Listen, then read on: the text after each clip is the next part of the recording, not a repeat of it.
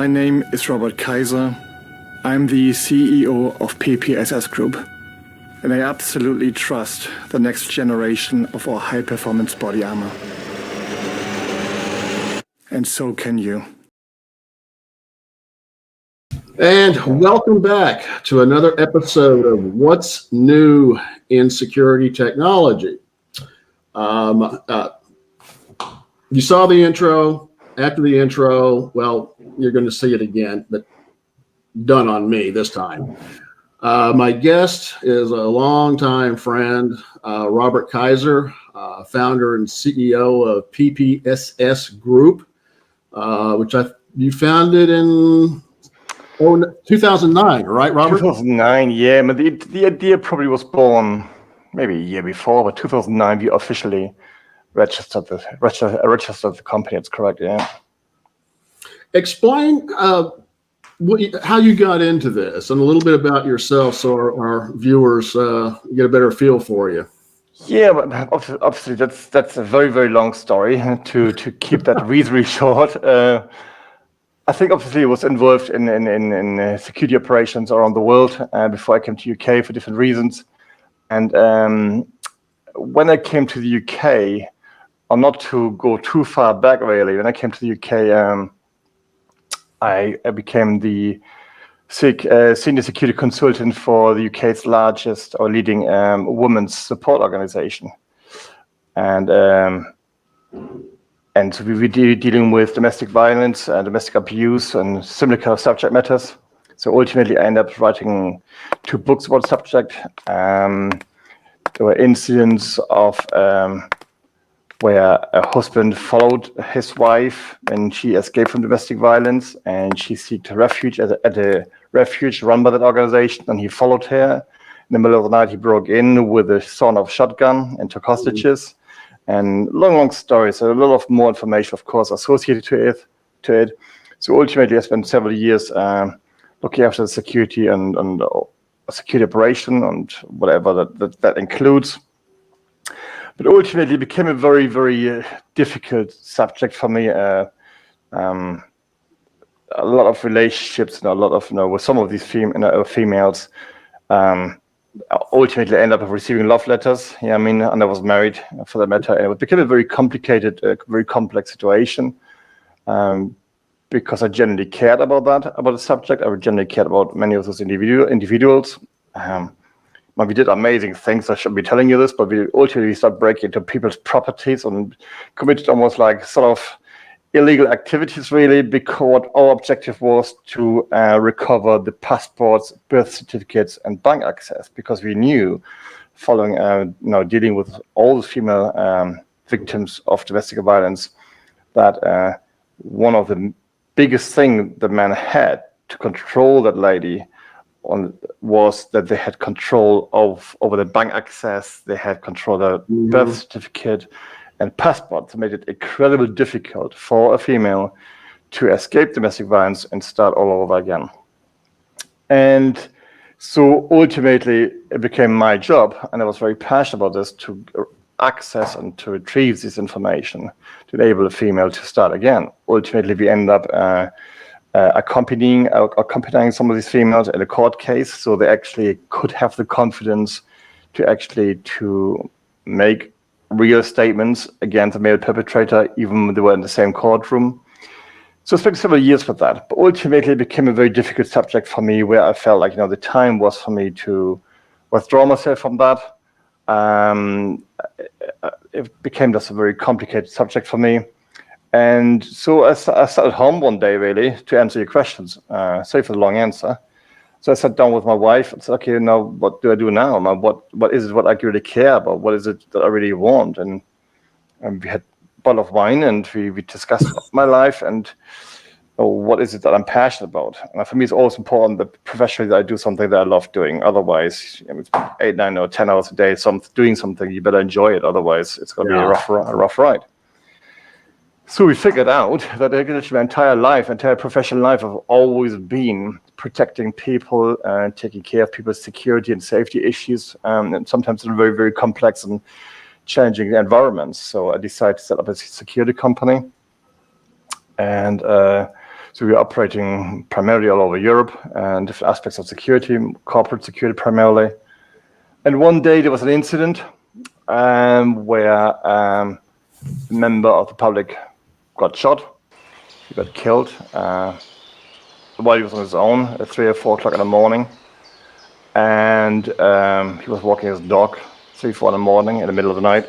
And he got shot by 9mm point blank. And I was at home with my wife, and it was on a Sunday morning. We'll never forget that. And it was like 7, 8 in the morning when CIDs, so it's like special police, knocked on my door and questioned me because we had some security issues with this gentleman. And there was questions. I got taken to the police station, and I was questioned. Obviously, it wasn't me, obviously, and then all the answers they were looking for, I was providing them. And ultimately, I came home and thought, this is no longer what I want. Do I really want to get myself all the time, either in the line of fire or dealing with a subject? Because one day you get burned, something one day will go wrong. And I was happily married. So I decided, what is it? What do we do now? And ultimately, we just decided, you know what? I've been wearing body armor for several years in different environments, and I knew that the body armor I was wearing were simply not good enough. And I believed in German efficiency meeting British engineering. And then we started investigating the subject matter, and we met a lot of technical experts around in several countries about available materials. And I thought, and I figured out that I became very, very passionate about this very, very quickly. And I thought, let's do that. Let's set up a company that actually takes body armor technology to a new level. Now, something that actually is exactly what specific security professionals really need. Not a mainstream body armor made from Kevlar, made from inferior products, produced in an inferior country, whatever it's going to be. We want to create something that really is as good as technology allows us to do. Because we only had one objective in mind. Once again, I was genuinely keen in just doing something that protects life, protects people, and enables people to come home safely at the end of the working day. And that's where we are now. That's a long answer, hey? No, not really. And that ballistic armor what you made was incredible. And you sent me a sample. The stuff is incredible. It really was. And I know people personally who had bought that ballistic armor from your company, and they loved it. So what made you transfer over into the other companies, your slash proof, puncture proof, knife proof? You've got several different lines. But primarily, like this one right here that you sent, which is a sort of a turtleneck jacket, if anybody can see it. And I've got a knife here. This says slash resistant. And this is a sharp knife too. People can see it.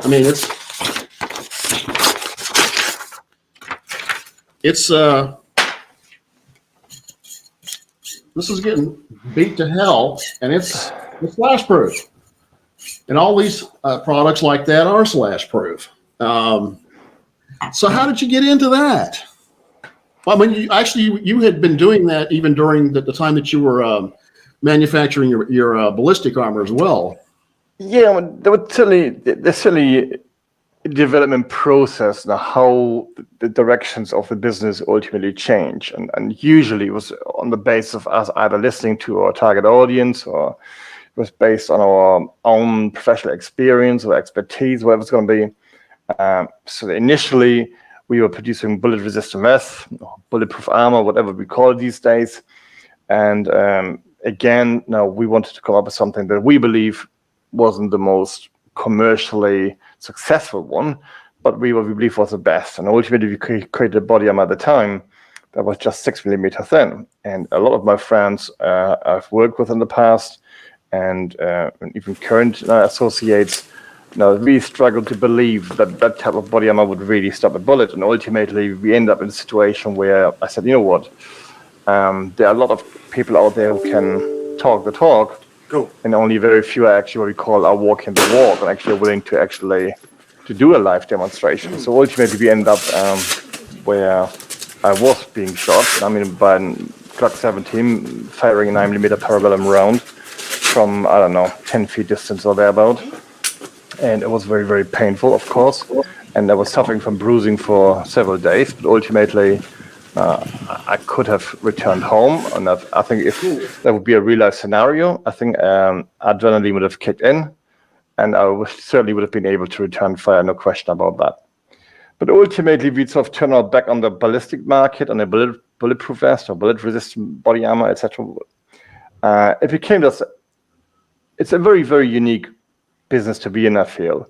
There are literally thousands of body armor producers around in the world, and a lot of them have a close association to China in terms of either purchasing raw fabrics from China or from other kind of countries that are not necessarily most reliable, or they have production companies or satellite production facilities somewhere in the Middle East because it's cheaper. I honestly have not met many competitors or body armor producers at the time that are willing to really be true to the words and understand integrity to the level I believe I understand that. But that came unfortunately with a price tag. You can't produce something that we deem was as good as it gets in the country, i.e. in the United Kingdom, the human labor costs are costing X, Y, Z, and sell them for the same price other people sell their body armor. So at the end, we just simply were not competitive anymore. It's such a competitive market, and the profit margins some body armor producers are willing to make are so low, there's just no point of actually running a business, if that makes sense.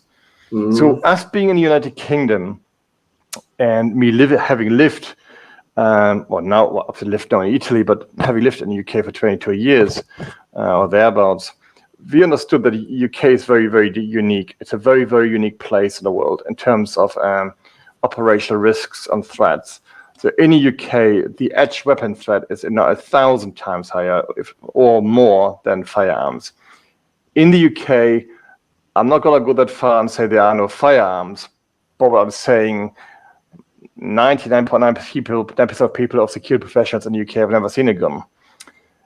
It's so strictly, it's illegal. It's strictly, very, very strictly controlled.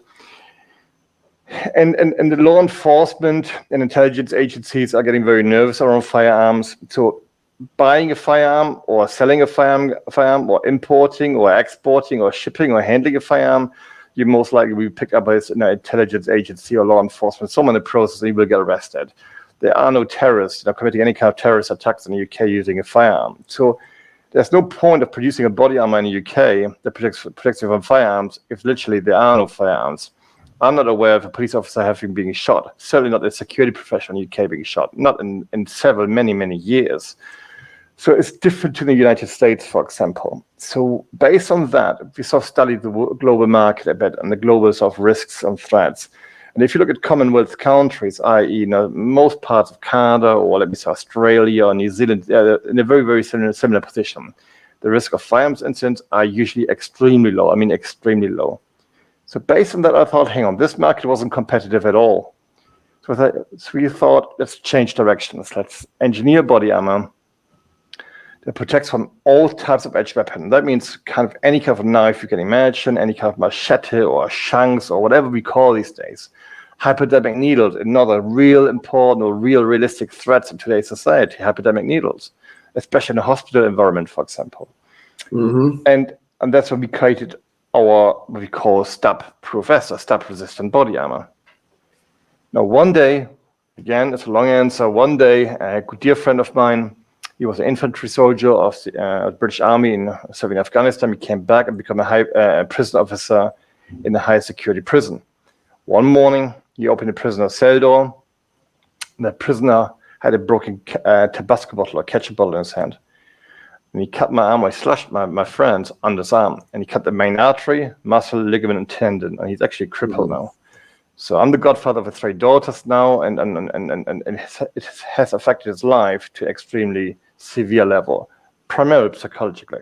And he said to me something at the time that changed our business. And he said, Robert, If I would have worn a body armor for $2,000 or $3,000, I would have made no difference, because where you got slashed, no body armor in the world is offering any protection under your arm. And then we thought, okay, what other areas are vulnerable? We talk under your arm, we talk about your throat, we talk about between your legs, for example, the femoral artery. So this when the idea was born to start a major R&D campaign lasting 1.5 years to develop a cut and slash resistant fabric. And that was then be used exactly. The fabric use of the garments you have been holding in your hands. Yeah, now this one this is completely slash resistant. This falls under your Cut Pro line, does it? Well, the fabric we're using, we've created 3 different brands. They're all using the same material. The fabric is called Cutex Pro. So the Homeland Security application, the brand is called Slash Pro, because obviously it's supposed to protect you from a slashing incident. Then we created another brand using the same material, creating a brand called Cut Pro. And that's more designed to protect professionals working in a sheet metal and a flat glass industry. And then we created another brand, another company, in fact, that actually the fastest growing company we have, uses the same fabric for the application of bite resistant and scratch resistant. And that is relevant for special education needs schools and the mental health care, psychiatric hospital sector. Would that, do these arm sleeves fall under that category? Well, we sell these arm guards actually dual branded. So we sell it partly to Homeland Security professionals or prison officers, so they may have them hang them in your office. And if there's a major incident and it's a prison, correction facility, cell door number 13 is an incident, they can quickly pull the sleeves on before they walk into this kind of hostile environment. That's what it is. Because ultimately you don't know who you're going to face in the prison cell. He could have broken mirror in his hand, a broken ceramic tile, broken floor tiles, broken glass, broken mirror, whatever it's going to be. And it does happen. Any kind of shank, improvised edge weapon devices. And clearly, a prison officer or correctional officers walking into that environment with the forearms fully protected from such an incident has got a higher chance of remaining unharmed. And for the zombie aficionados out there, these are bite resistant. Yeah, obviously we try to stay away from the subject matter. You can imagine how many inquiries we are getting, and it's just not that. It's certainly not our target market. I think. I know. I was just making a funny comment. We deal with real professionals.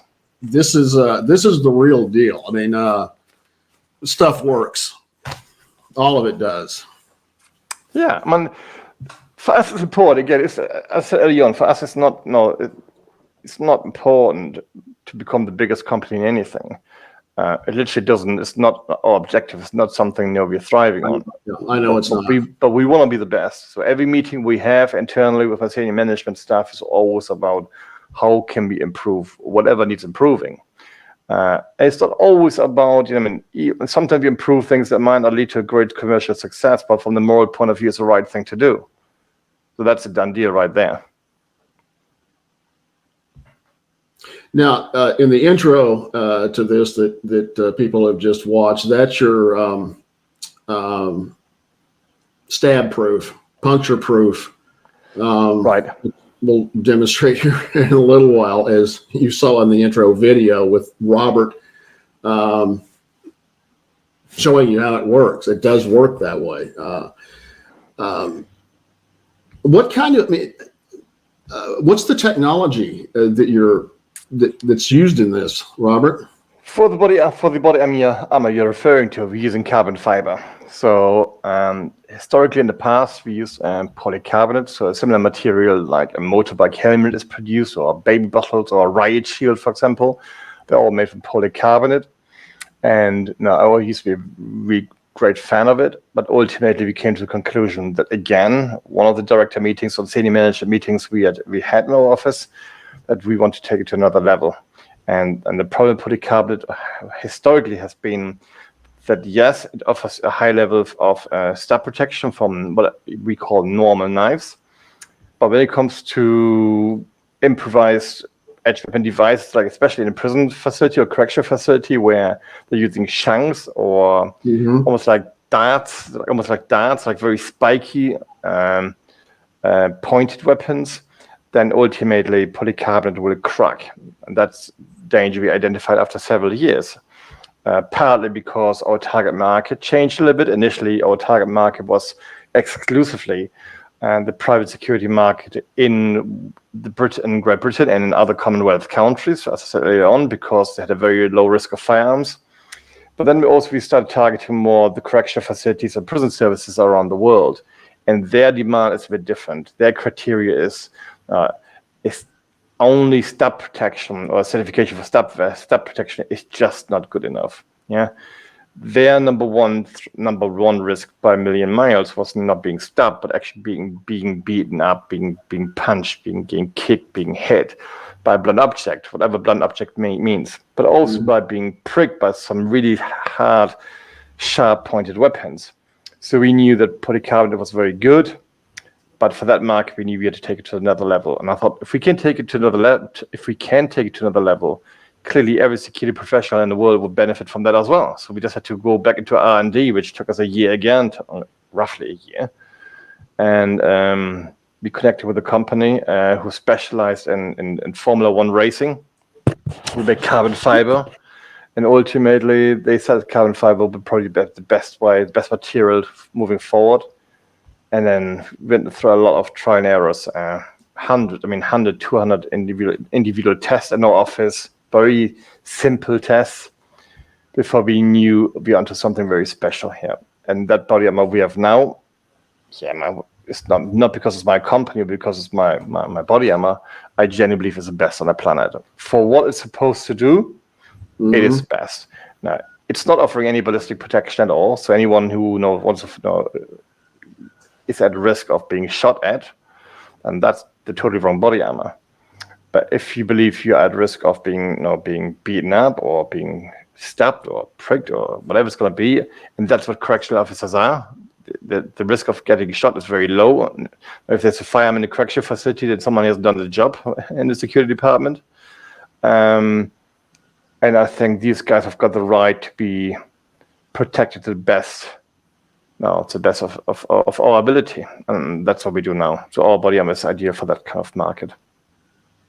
Now, what's the material that you use in the slash resistance and your sleeve, your forearm materials? How did you develop these? Well, again, it's a long story, but I keep that short, I promise you. Ultimately, we got hold of a material. It was actually in Pakistan, to be honest, in northeast of Pakistan. Material they referred to as black spectra. It was a copy version of a material that originally was designed by a company called DuPont in America called Spectra. Honeywell, actually a company called Honeywell. They produced a catalyst fabric called Spectra. And we got a hold of it, but we got hold of a copy version of that. I thought pure coincidence. I was in Pakistan anyway for different reasons. Got hold of the fabric, and I immediately had the vision. I thought, I'm looking at something very special here. And ultimately, I traveled the world. I went to Japan, Italy, Germany, UK, etc., etc. I meet different textile experts, and I told them exactly what I wanted in terms of performance benchmark, what I wanted to achieve. It was not just a question of cut resistant. It was also important about tear resistant. It was about abrasion resistant. I wanted a fabric that has got more to offer than just you can't cut it. Because I also been quite good at have vision. I see something, I've got a vision. And yes, and then ultimately we were directed, funnily enough, to the same country I was living in the UK. Unbelievable. What a small world. Could have saved myself a lot of money in traveling. And so he was introduced as one of the top experts in the world in this kind of subject matter. And then we spent about a year together fine-tuning it. And I must have rejected again 40, 50, 60, I don't know, samples I've rejected until I said, that is no good enough. And then we gave it a name. The name is Catex Pro. And the fabric Catex Pro is now being used in dozens of different applications within the Homeland Security sector.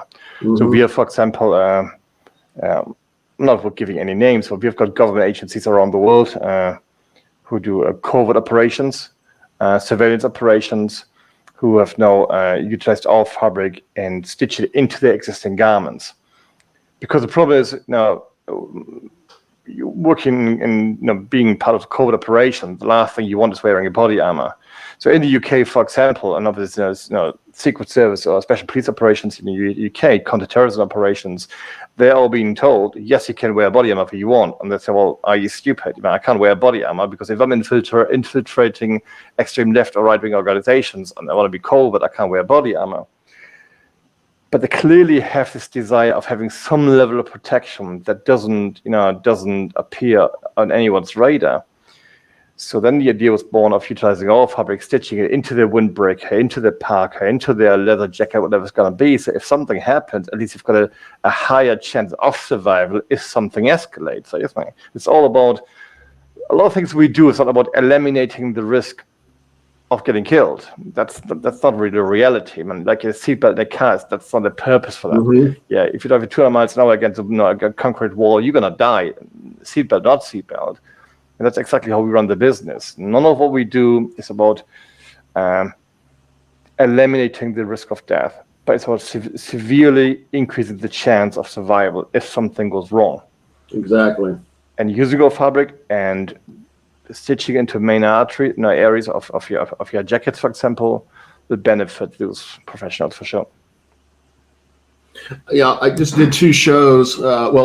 Two shows on border security. One with a dear friend of mine I've known since 2005. He retired recently. He had a very high position finally at HQ when he retired from Border Patrol. They have Border Patrol has they have been assaulted a lot. Yeah. And I've written quite a bit about it. And it seems now that when they're being assaulted now, it used to be that they'd be huge rocks would be thrown at them, or when they didn't have the 30-foot walls, people would just take big chunks of concrete or something and just lob it onto their cars. And I've got a lot of photographs of injured Border Patrol agents. The damage done to vehicles, 2 helicopters were even brought down. But right now, their assault figures show that, or stats show that they're having more of a problem now with being rammed or hit by vehicles, but also stabbings, knives, things like that. The gunplay has seemed to have gone down. It would seem to me that this would be perfect for the kinds of assaults that Border Patrol agents are seem to be increasingly facing right now. Have you talked to anybody over at our Homeland Security Department? No, we haven't. But we are getting inquiries of these natures from several countries, not necessarily from the United States at this stage. But I do believe when we set up the company and we change the direction and we move from ballistic protection to edge weapon protection, that's what we call it, edge weapon protection. I had the vision that this becomes an increasing global problem, and we can see it. There are several countries now where, rightly or wrongly, and I know this is a very, very big subject in America, and I sincerely respect the positions people are now on the other points of arguments. But there are other countries now where, like South Africa, where the laws are become much, much stricter now in terms of carrying a firearm.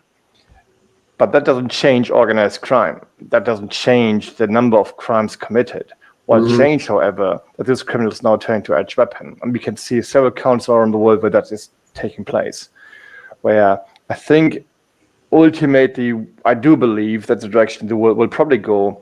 Like firearms will always exist, and I'm a fan of firearms. I'm a friend of firearms. I've got no problem with that at all.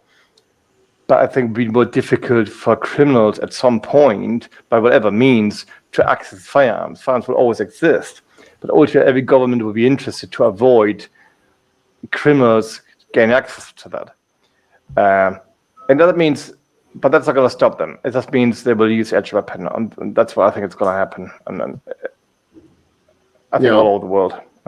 In the U.S., there's a lot of gun violence. We hear about all the time. But if you look at the Justice Department's Bureau of Justice statistics, actually there are more. Last time I checked, there were more incidents of blunt force trauma, lead pipes, bats, whatever, and knifings, stabbings, more than actually using firearms. Yeah, for me, I've always been always had this argument. I've brought this argument forward when we came to this kind of discussion that blunt force trauma injuries is probably the most underreported kind of injury there is. I mean, if you know, how many police officers do I know, or how many law enforcement officers do I know, or paramedics do I know, or firefighters do I know, who come back to the office and really write 2, 3, 4, 5 pages report because someone punched them or kicked them or hit them or whatever. I mean, I think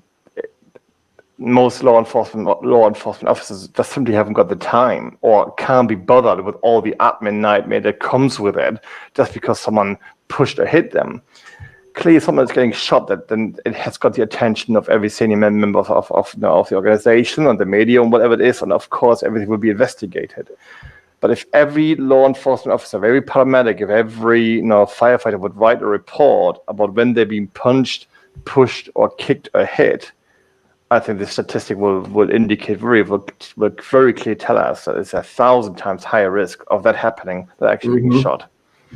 Hence, our body armor has to be designed the way they are designed. Yeah, our body armor has not necessarily been designed based on available intelligence or available data, but also what we know from our own professional experience, background, and whatever is knowledge. That's the reality. And look, in the UK, every security professional we speak with, most of them will tell us they will at least face physical violence or a physical confrontation every single week they go to work. Every week. Every week they will have to restrain someone because they're either intoxicated, drunk, or under the influence of drugs, or they are mentally ill, or they've got extreme religious or political views, or whatever the reasons are. None of them will write a report about that. That means none of them will become part of statistics. If they were to get shot or stabbed, of course they would. So if we go purely about reported crime committed on security professionals, then yes, of course, firearms and edge weapon are number one risks, but it's just not the reality. Yeah, you're exactly right. Before I forget, go down the line of exactly what the variety of your product line is, Robert. Well, go on. Go ahead. Well, the variety is not as large as it may seem. No, we've got one. We only produce one body armor only. They're not even different models. There's one body armor. The body armor is made from carbon fiber. That offers equivalent to NIJ stab protection, but more importantly, there's only one real test out there that we understand that's worthwhile paying attention to, and it's actually the German test that actually tests German police body armor. It's called the VPAM, and it rates blunt force trauma or impact force from a level W1 to W5. And our body armor offers W5. It's the only body armor in the world that offers W5 level of impact or blunt force trauma, blunt force protection. So that's the body armor. Now, clearly, we can produce any cover we want, our customers want. I mean, we've got our standard designs on a navy blue, black covert, white covert, high visibility yellow, whatever there is. That's our standard. And then often, regularly, frequently, we have corporate customers approaching us saying, "Hang on, can you do a cover that incorporates, I don't know, our corporate colors, for example?" And we've got a major public transport company in Europe now, in Western Europe, who've approached us now, and they're wanting hundreds of body armor for all the public transport employees. That means bus drivers, tram drivers, and train drivers, because the number of assaults they have suffered. Amazing. And again, not many of them have been shot. In fact, nobody ever. Not many of them have been stabbed or whatever. But dozens of them or hundreds of them have been punched or pushed or beaten, or people have thrown bricks at them or bottles at them or cooked beer cans or whatever it's going to be. So it's more the blunt force trauma protection that attracted them. So that's our body armor. In addition, then, obviously, we've got our raw fabric, which is called Catex Pro, which we are now utilized to create 3 different kind of garments. For the Homeland Security market, it's the /Pro /resistant clothing brand. For the industrial application, it's the Pro cut-resistant clothing brand. And for the mental health care or psychiatric hospital or special education needs school market, it's a Pro bite-resistant clothing market, which in America for us is by far the most commercially successful one. So America is for us the fastest growing market by far, actually, for bite-resistant clothing. There's a real need we've identified now, especially from the special educational needs sector. It's amazing how many teachers tell us horror stories of children, or not because of bad children, make it very clear, because it's a very, very sensitive subject that you can imagine, yeah? I mean, a lot of people get very, very nervous when they hear children biting. Nobody's even suggesting they're violent or aggressive or bad people, but they're mentally ill.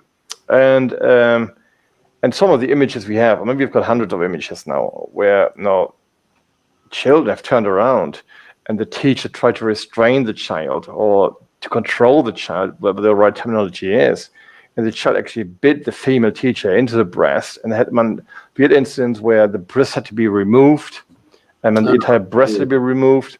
Children have bitten the nipple off completely. I mean, it's some horrendous images we have that people don't like to talk about. It's a subject that, oh no, we don't want to talk about. That's disgusting. We don't want to talk about this. And children are lovely people. Well, we have learned that's not really true, okay? And it's not about, again, I said early on, for me, it's very important to point out, we haven't developed the fabric because, oh, hang on, we can make a lot of money, but take advantage of teachers who are vulnerable. That wasn't really our conversation that took place in our office. It was about teachers who literally have called us and really in serious distress, who express themselves very clearly, emotionally, about the horrors they've experienced.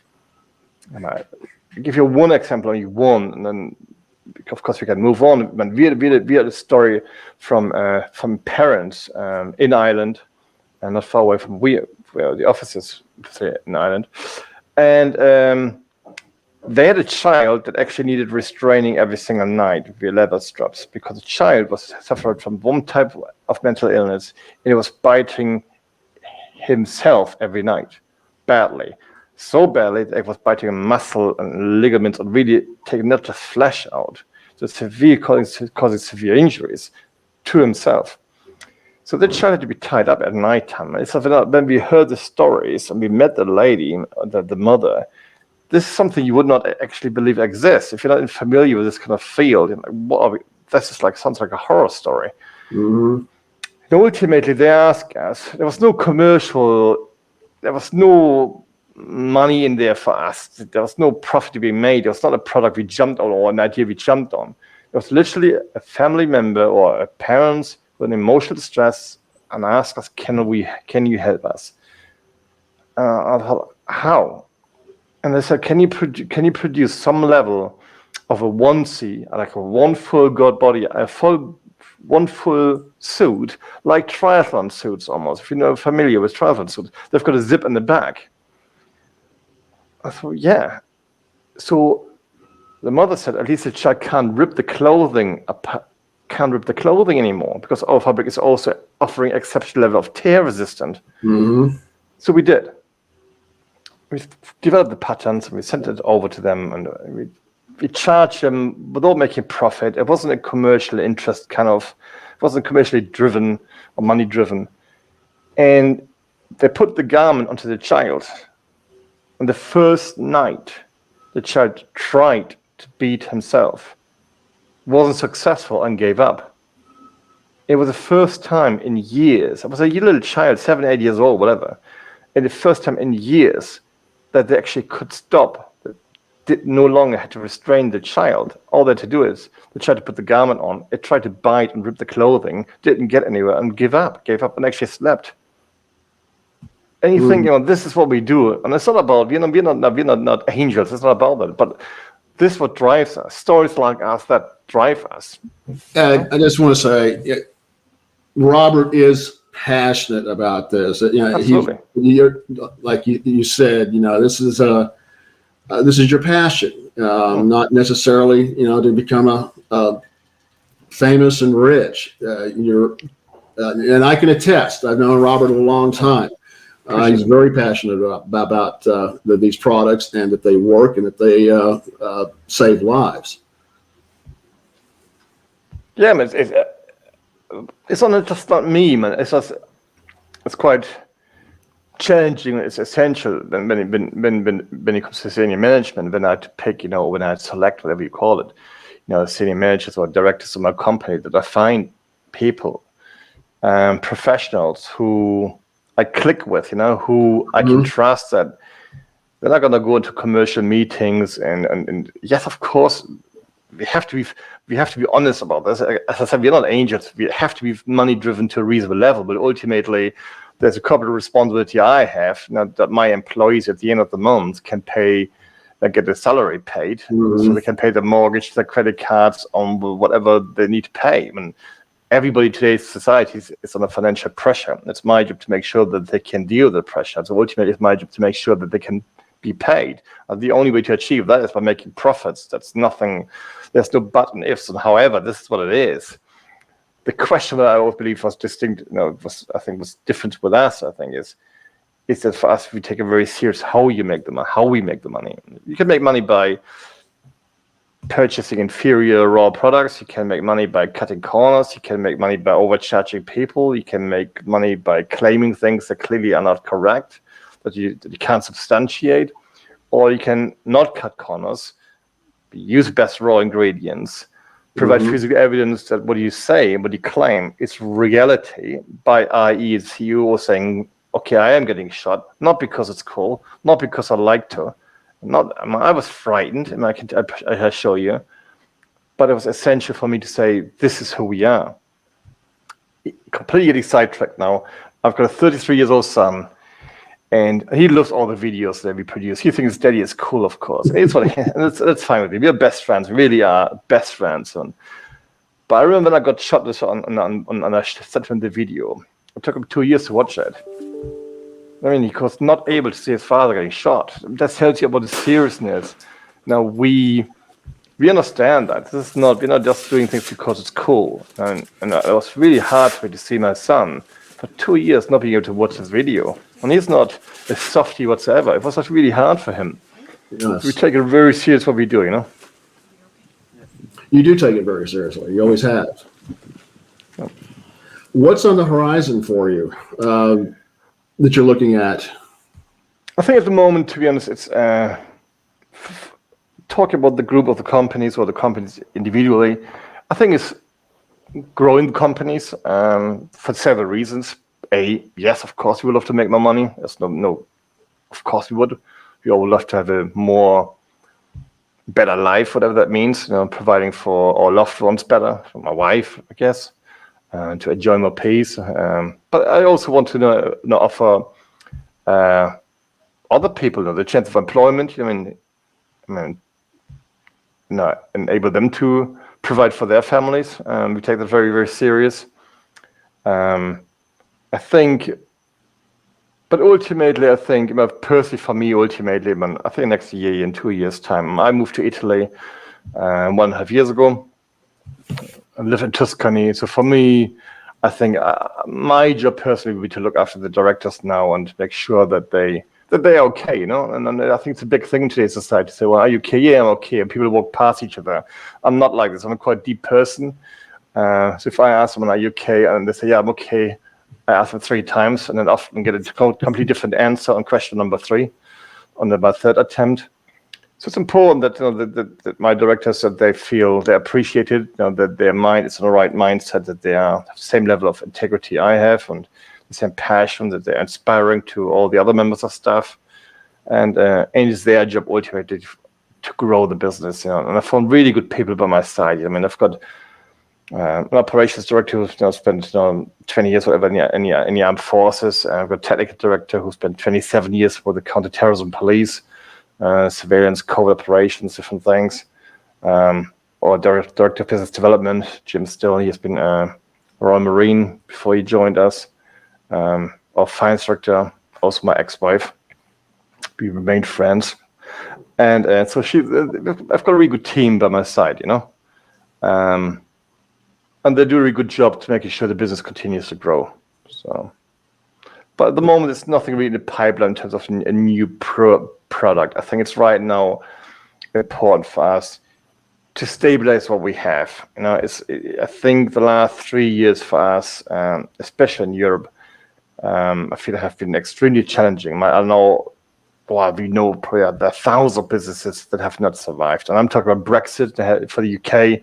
They left the European Union, and it doesn't matter what side and all the fans what people's opinion are. The fact that the matter remains the same, it had a fundamental impact. Nobody saw it coming. The complexity of it is beyond comprehension. The paperwork's required to send goods out of UK has become an operational nightmare. But then, of course, you've got COVID. You know, at the same time, you know, hitting the world that had a fundamental impact. The Russians invading Ukraine. It's not that far away from where we live. I know it's a certain distance, but it still has a fundamental impact, you know, on focus and people's the way they think about life. So there are quite a few things, and rather than it's not always about growing. It's not always about doing things on having a new development, on new research and development. Sometimes it's good to say, let's look at what we have and make sure it's stable and safe and secure, because we just don't know what's around the corner. It could be another COVID, it could be another war. We just don't know. So to make sure we ring fence off what we have. Our objective is, without any question, to grow all the companies. But the worst case scenario has to be, let's protect what we have got. So it's about setting up contingency plans to make sure nobody can take away what we have got. Mm-hmm. That's the priority right now. And I want to let our audience know that, and the links are below to PPSS Group, which will show all of their product lines. Anyone interested in purchasing any of Robert's company's products, if you use the code when checking out Security Tech, capital letters, you get 10% off. Absolutely. So if these products are something that are of interest, and certainly check out the catalog of what they've got, read about them. Like I said, the links are in the description below, as well as the code you can use, Security Tech, capital letters, and get 10% off of any of the products. I had something under the question I was going to ask you, but I can't think of what it was. What was it now? No problem. But that's good. It was ancillary to where you were going to take this, what you had on the drawing boards next. But I think you well answered that. But usually we're pretty good in reading the signs, and clearly watching the news. We explore different options. I mean, sometimes we've got existing clients who ask us, "Can you do this and that?" And something. Wow, man, we are quite visionary, I would call us. It's not often that people come to us with something like, "Oh wow, that's really interesting. I would love to investigate it further." It doesn't really happen that often. We're usually ahead of the game, I feel. No, we're pretty good. I think that if you look at our senior management in terms of background, maturity, life experience, whatever you want to call it, there's a lot of experience there. So when we have got brainstorming sessions, which we have every day, every week, whatever, that's usually cover a lot of ground. So it's not often that we miss something. Occasionally something happens, and we had an inquiry a year ago, which we now investigate more and more. Now, if what it will lead to ultimately, we don't know yet right now, but so this BioPro company has become extremely successful in America for us, primarily in America, obviously UK and Australia, but America primarily. So we had inquiries, or several inquiries now. Yeah, exactly. Trust me. Yeah. So we got quite a few inquiries now from secure, let's call it secure psychiatric facilities in America and in different countries, of course, the UK anyway. And their problem is complete. They have made inquiries about if we can utilize our fabric also in suicide prevention clothing. Okay, so basically for people who are locked up in whatever kind of environment, cells, rooms, whatever you call it, and they can't tear the garments apart to either to hang themselves or to swallow the material and choke themselves to death, whatever. But whatever the reason, I'm not a medical or a mental health expert, so you have to be very respectful towards the subject matter. But there are clearly apparently individuals out there who have got an extreme desire and go all the way to, no matter what it takes, to kill themselves in some sort of custodial setting. It could be a prison, it could be a mental health care, psychiatric health care facility. So that we've done, and apparently this is a big thing. We didn't know, not just in America, all over the world. And so we're investigating that now. And again, it just fits in what we do. And if we're saying we are passionate about saving lives on all reducing the risk of injury, we're not health and safety gurus. I'm not running around with a high visibility vest where I'm running around. I mean, where I might have in the mountains and. I believe we live in a society where we are in danger of wrapping our children into bubble wrap. They're not allowed to play that on a play anymore because their parents are worried they might break their arm or whatever, hurt themselves. I think it's just gone to a crazy level in my head. But we are very passionate about saving those what we call professionals. And who put themselves at risk. Firefighters, paramedics. Prison officers, border force, immigration, customs, homeland security, private security, but it's a long story. Teachers, but then you've got the individuals here. Who are in the care of those individuals, of these professionals, i.e., mental health care nurse, i.e., correctional officers, and who asking us for help. Can we provide garments for them, not to protect them, but protect the people they're supposed to be taken care of? So that's something we are investigating now. And again, nobody knows where we're going to end up on this journey, but it's interesting where we are right now with it. Well, you've been on a fascinating journey. Yeah. You really have. Every day is a school day, literally. But every day it's like, wow. It's amazing the kind of questions I get. When I live in Italy, so I don't take a back seat, but I saw primarily in communication with the directors. And it's just amazing what kind of questions they have. And clearly that means they have been asked by other member staff or some of our customers or whoever they are. Every day is a challenge. It's an intellectual challenge. But then you realize how good your team is. If you're a brainstorming session and people have ideas and they give opinions, and I've always said to my guys, talk freely. Tell me exactly how you feel. Tell me exactly what you think. There's no bad idea. There's no stupid thoughts. Let's spit it out. And it's interesting what conversation we have. So one never knows. I'm not trying to be secretive about this, but I'm sure the business will continue to develop with additional brands, additional products. I'm fairly sure of that. Well, you've been around a long time. I'm sure you will. And I just want to let the audience know this is not an infomercial. Okay. No. Robert and I have been friends for a long time, and I've had products like this from him before. Like I said, this is slash resistant, and it's not doing anything. And if you really look at the material of all of these products, I don't know where it would rip, to tell you the truth, or how it would. This is a turtleneck that you can wear. It's very nice. It's comfortable. But if anybody tries slashing you with it, it works. It works. So check out his product line. Now, I promised I was going to do this. The same thing that you saw in the intro, what Robert did. Before that, one question. Now, these can be worn under clothing, the body armor. Because in the video... They can, absolutely. Okay. Historically, to be honest, I think, most of our client base, I would say, well, certainly over 90%, will choose or opt for an overtly worn body armor. The reason is usually convenience. The fact it's a fact, I guess, that nobody really likes wearing body armor. It's just it doesn't matter how thick and how thin or how light or heavy they are, you are going to sweat.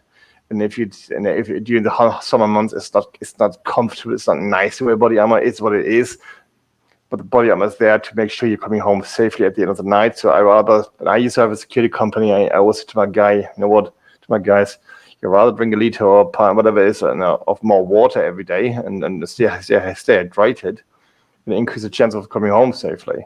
But convenience is a big thing in today's society and comfort. So a lot of security professionals like to undo the body armor, and let the skin breathe a little bit. Like for example, when they're in the car, for example, or when they're in office, or when they're having a sandwich, when they go to the bathroom, whatever it's going to be, they like to use every opportunity they have to take the body armor very quickly off and let the body armor and skin breathe a little bit, and that's actually fair enough. So I think, but a lot of our customers also want to wear an over body armor because ultimately they want to be seen as a person of authority, as a visual deterrent.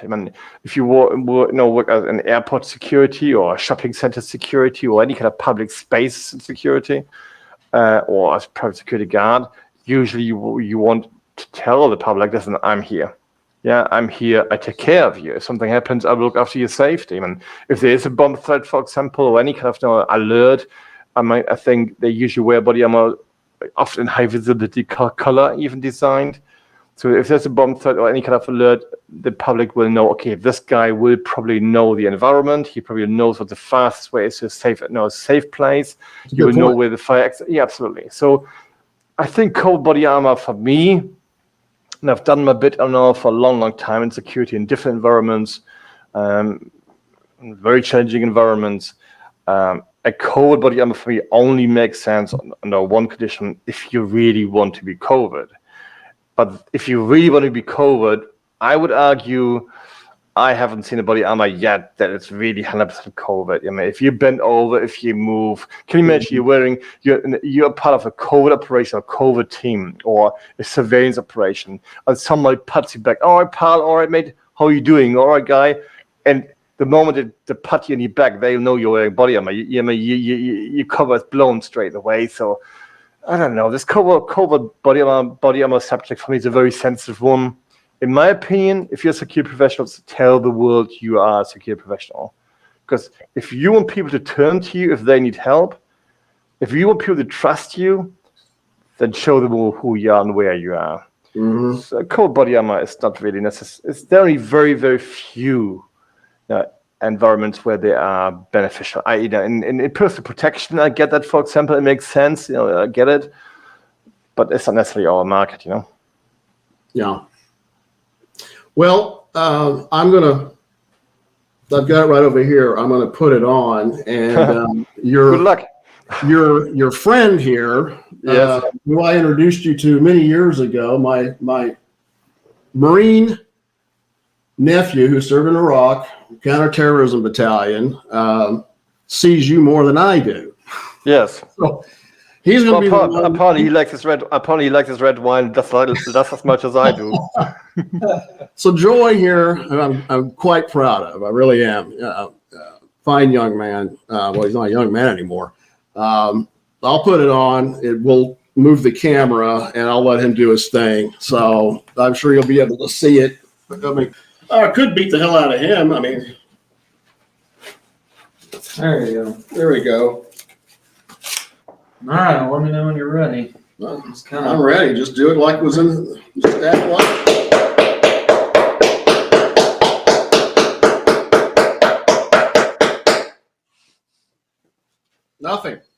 Nothing. Now, you can use blunt force trauma on this too. A bat, a steel pipe. It takes blunt force trauma very well. That was the only thing I did test it out on. I have not tested this prior to the show. I wanted this to be in real time so that I didn't have any biases or preconceptions. So this is the first time it's been done. I wanted to do it to prove that it does work. And if that had been done with a knife, not wearing this, yeah, paramedics be taking me to the hospital right now. So I wanted to demonstrate it because it does work. And the Velcro straps, you can adjust to bring it in more tightly if you want. This is an extra large, but I could be wearing a t-shirt over this. I can put my jacket on. You can't wear it, as you saw in the intro. Yeah. Robert was wearing a shirt and a sport coat. So it does work. And it is very durable. And this outer shell can be replaced. You don't have to replace the plates. It's just the outer plate holders, right, Robert? Yeah, correct. The covers themselves are machine washable. So if you ever come in contact with any kind of, either you're sweating, that's probably number one, but ultimately you may well come in contact with any kind of bodily fluid. I mean, people might throw up. You might come in contact with some sort of blood or whatever, and you can actually machine wash those covers. Yeah. Yeah. So it works. It works. Trust me. Robert, is there anything outstanding that we haven't covered that you would like to talk about? No, I don't think so. It was a real pleasure to speak with you, but I think I've got nothing on my mind. No. Well, it's a pleasure having you on. We've been working at this for a while. You were on vacation. You just got married. I am, yeah. 3 weeks ago. 3 weeks and 4 days. We're still counting the days. Yeah, and then we went to Venice on honeymoon briefly, but now we're back. So we're living now in Italy. We moved here about 18 months ago. To find a bit more peace, create a bit of a more healthier work and life balance. And it's working really, really well for us. Well, one more time for the happy couple, because I appreciate you doing the show. Bless you. Well, that's a beautiful picture. It's a fantastic view. I'll send a copy of this to you, but I wanted to do that just to show my appreciation. And if I remember well, I think Joey actually has actually seen that spot. I think I took him to the very, very same place, actually. Pretty sure. Robert, it's been a long time coming. I hope to get out there and see you as soon as I can. Anytime. Someday. There's an open invite. Come over anytime you like. Okay. Okay. Folks, this has been our next episode of What's New in Security Technology. I hope you've enjoyed this. This technology does work.